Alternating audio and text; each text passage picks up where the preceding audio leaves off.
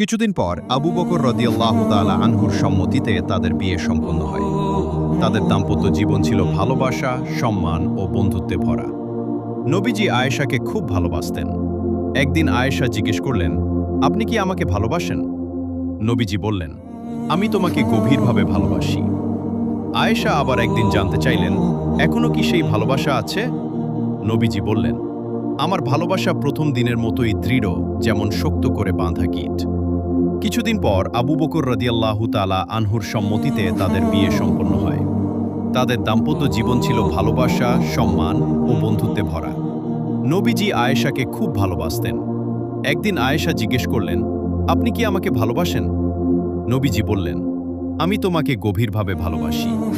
আয়েশা আবার একদিন জানতে চাইলেন, এখনো কি সেই ভালোবাসা আছে?